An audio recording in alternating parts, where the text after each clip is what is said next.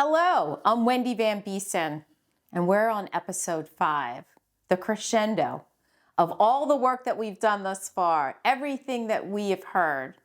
And this is called the possible future. We're painting the landscape of what could be. So you've heard my story. We've talked about the myths. You felt the proof. And so now I'm here to ask you, what becomes possible when you lead into your truth? What becomes possible when you let go of the fears that you might have?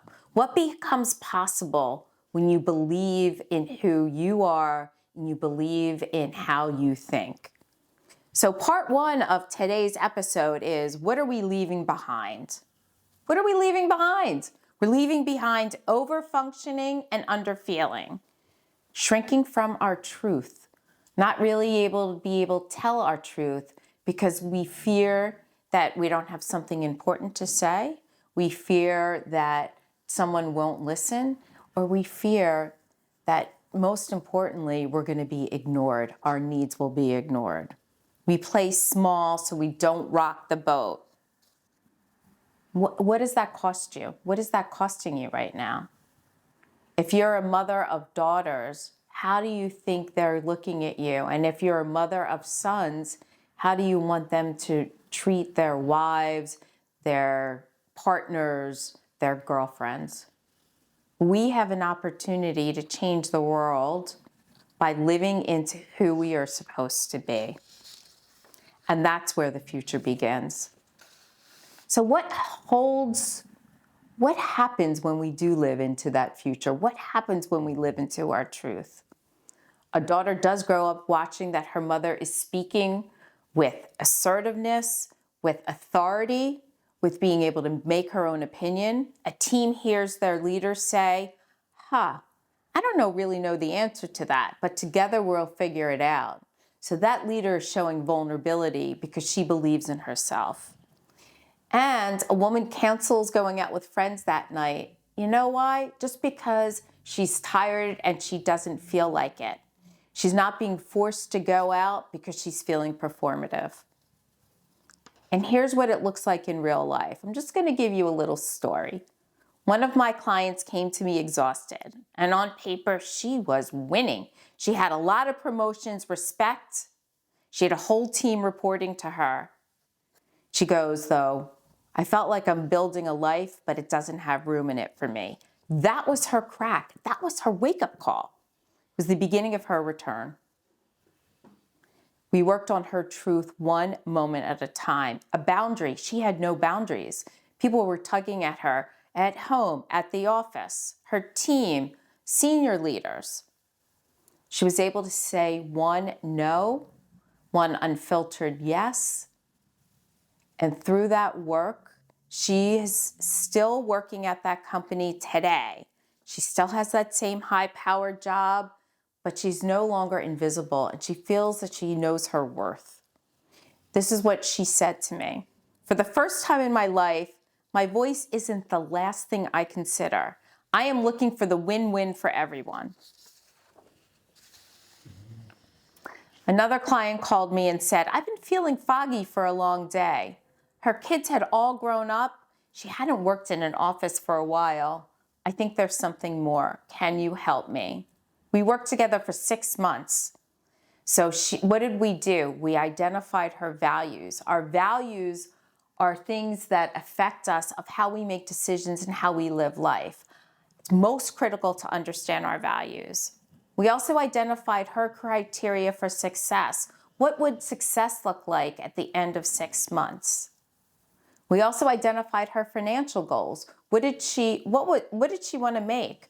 Was it to help support the family? Was it what my mother would call her own knipple, so that she just had a little extra shoe money? Whatever it was.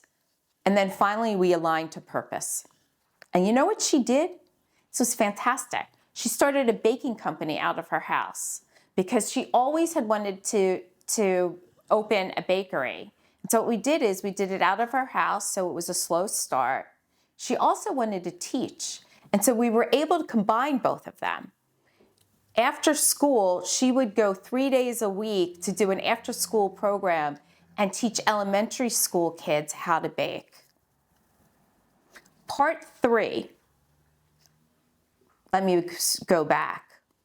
You don't have to have it all figured out when you think about where your life is. You just have to begin with what your truth is and then just take one step. It's not about getting to the end, it's just about taking one step. And so now, part 3, I want to take you through the framework. This is what I have learned doing the work with all of the women I've worked with. Return doesn't happen in a straight line. It takes time, it takes effort. But this is what it sounds like. We recognize, we have that wake-up call. There is a crack. Something happens where the pain of staying in the situation is greater than the risk of moving forward, of the uncertainty of that. That could be due to burnout, to women not realizing their purpose, not feeling heard, not feeling seen. Once we do that, we're able to then recognize it's the first step forward. It's the ability then to go into the second step, which is reclaim, the practice of returning. We're not going to talk about this in highlight reels. This is like hard work. This is emotional. This is vulnerable. But this is what I practice today. I practice pausing more. I name what I need without apologizing. I stop mid-sentence if I realize I'm not speaking my truth. And I say yes only when my body agrees. But this, ladies, took me years to get here. It's not easy. And one of my deepest moments of reclaiming was when I realized I was performing resilience. Looking back, I see that my perfectionism kept me out of my truth. I was so scared of not being perfect, I felt shame if I didn't have the answer. Now I've let that all go. And by letting that go, the weight is off my shoulders. Truth doesn't really scare people. Pretending does. Reframing is the hidden power of reclaiming. So instead of saying, I failed at that, why not say, these rules don't apply to me anymore. That game that I was playing has shifted. Instead of saying, I've walked away from everything, how about I finally have walked toward myself? And instead of saying, I should have known better, I know better now, I live with it, and I'll make different choices moving forward. You see, reframing takes us from being a victim to making us accountable to everything that's happened in our lives. 3, let's reinvent a way of new being. It's not about changing who you are. Some women have come to me and said, do I need to totally change? Of course we don't need to totally change. We are who we are. It's not about changing the way you relate to who you are. Reinvention isn't about changing who you are. It's about changing the way you relate to who you are.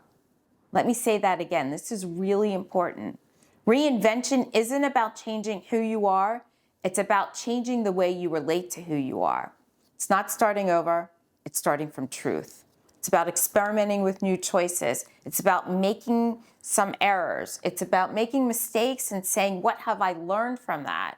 Not, oh my gosh, I can't believe I did that. What have I practiced today after doing this?